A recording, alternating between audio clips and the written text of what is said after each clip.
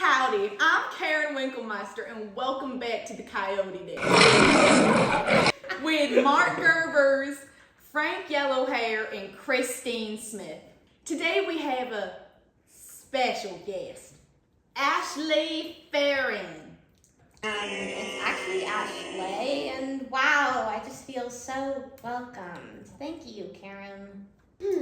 In light of President Donald Trump's second inauguration, we're going to be discussing past conservative legacies, specifically the legacy of President Ronald Reagan. Now, President Reagan did tremendous things for this great country. Tremendous. But, so did our returning American hero, Donald J. Trump. This is a tough one, folks. What do you mean this is a tough one? They're both ridiculous excuses for presidents. Both of these men were political outsiders when they burst onto the scene. Reagan, a Hollywood star, won his very first political campaign to be a two-term California governor. And before winning the White House, President Trump was a TV businessman without any political experience. These men certainly shook up the establishment with their unique conservative takes. They connected with the people because they weren't uppity elites. Not to mention, in 1981, when Reagan signed into law the Economic Recovery Tax Act, which absolutely slashed income taxes from 70 to 50%, it took some time. But with further reductions in government spending, he fulfilled his campaign promises to grow our economy. Turning to Trumponomics, he passed the 2017 Tax Cuts and Jobs Act, which is the largest overhaul of the U.S. tax code in 30 years. Look, both of these men face the same crazy criticism from the liberal whack jobs, who just say these cuts benefit the rich while contributing to the widening federal deficit. These people don't know solid policy when they see it. Both of these men knew how to speak to their base. Trump found his audience and woke up a population hungry for change with his fiery Truth Social posts and X posts that, hey, said what we were all thinking anyways. Reagan, the great communicator, used imagery to make these issues clear to the American people in speeches like his great City on a Hill, which highlighted American exceptionalism. Both of these presidents put America first, and that is certainly clear in their presidential legacies. I guess we'll just have to see what incredible things Trump does in his second term. Yeah, I gotta butt in here because this comparison is really making me remember something I've been working on. Obviously, Reagan had to be at tier 1 due to his elite policy to manage the Cold War. His ability to ramp military budget to some of the highest in American history undoubtedly presented pure American dominance to strike fear in the boots of the Soviets and other enemies. Yes, it was, of course, the omnipotent military under Reagan that forced the Soviets to sign the Intermediate Nuclear Forces Treaty in 1987 with us, resulting in the destruction of thousands of intermediate and short-range missiles.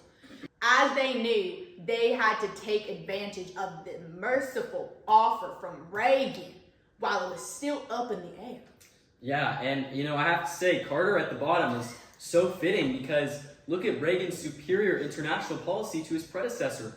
During the Iran hostage crisis, Iran took 52 Americans hostage after supporting their oppressor. Despite the warnings from the new Iranian leader, his failed rescue attempt cost the lives of 8 American soldiers, and guess what? They were never released until the inauguration of Reagan.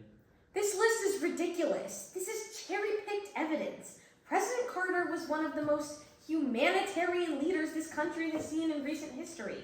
Not to mention the disrespect to President Lincoln, putting him on the same tier as Trump and below Reagan. Kamala Harris hasn't even been the president. Why is she on this list? Sure, Lincoln ended the Civil War and gave the Emancipation Proclamation, but he did so little to further secure African American rights after their emancipation that resulted in decades in continued suffering and suppression for them. Now look at Reagan.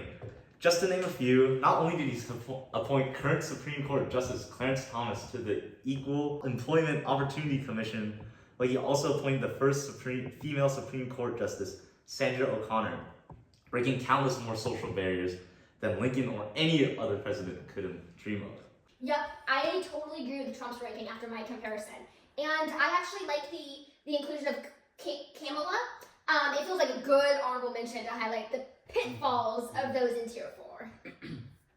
Any sensible person can see that Reagan's presidency was a great success due to his incredible domestic and foreign accomplishments. Domestically, Reagan launched major tax cuts through the Tax Reform Act of 1986 and pushed Reaganomics, which reduced unnecessary federal regulations and promoted free market growth.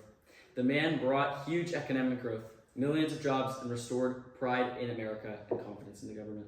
And he also brought massive wealth gaps. Mark, let's not ignore the trickle-down myth. The rich got richer, the poor left behind. Reagan cut social programs that helped the American working class. We can't just ignore the fact that in 1989, the top 1% of earners owned 33% of the nation's wealth, which is up 25% from 1979. Plus, that wealth and growth that he brought was never actually reinvested into the domestic economy. It all went toward private asset growth or foreign investment. The working class didn't benefit from any part of Reaganomics. Okay, but adding on to what I said, let's discuss the Rigi summit in which Reagan and Gorbachev, the leader of the Soviet Union at the time, met to discuss the issues of nuclear disarmament and agreed on much more than they disagreed. This was a pivotal moment that showed both leaders were headed towards pursuing and achieving a plan for demobilization. This made a huge difference in the morale here in the U.S. at the time and framed a brighter future for both nations with the likely possibility of arms control, a hugely important step towards ending the Cold War. Oh, don't make it sound like Reagan was perfect for foreign affairs just because he eased Cold War tensions. That was going to happen anyway. I mean, Gorbachev consistently emphasized openness and cohesiveness in his policy. We should be worrying about the disaster in the Middle East, the Iran-Contra affair. Reagan authorized the secret sale of arms to Iran, even though we were at the time allied with their enemy, Iraq, fueling a dictatorial, tyrannical regime that was housing terrorist groups that would eventually be responsible for terror attacks against our own country. Plus, the funds were diverted to the Contras, a guerrilla militia group targeting Nicaragua's government. This group committed numerous violent attacks against innocent civilians. If that isn't a failure, I don't know what is. We heard about Reagan's economics, foreign policy, and social stances. But what about what lasted? What did he leave behind that still shapes us today? Time to talk about his lasting impacts. Karen, take it away. Thanks, Christine. One of Reagan's biggest long-term impacts was how he reshaped the conservative movement and the political map of America. Before him, the South leaned Democratic, but his campaign flipped key Southern states by appealing to conservative values, faith, and limited government. That was the start of the modern Republican stronghold in the South, a major realignment that still defines national elections.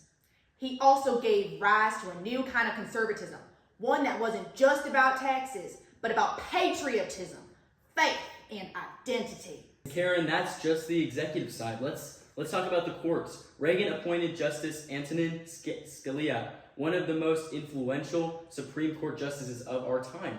Scalia brought national attention to a legal philosophy, originalism, which is, for those of you who don't know, the idea that the Constitution should be interpreted based on what it meant when it was written. This wasn't just a Reagan-era thing. This is still a major force in how the court rules today. From gun rights to voting laws, Reagan didn't just pick a judge, he set the tone for how the Constitution would be read for generations. All right, that's all for today on the Coyote Den. Whether you see him as a hero or just a headline in your history book, but it's obvious which one he truly is, one thing's clear. Reagan's impact didn't end in the 80s. It's still echoing through every debate we have about government, justice, and the American dream. Thanks for tuning in. Until next time, my Coyote Cubs.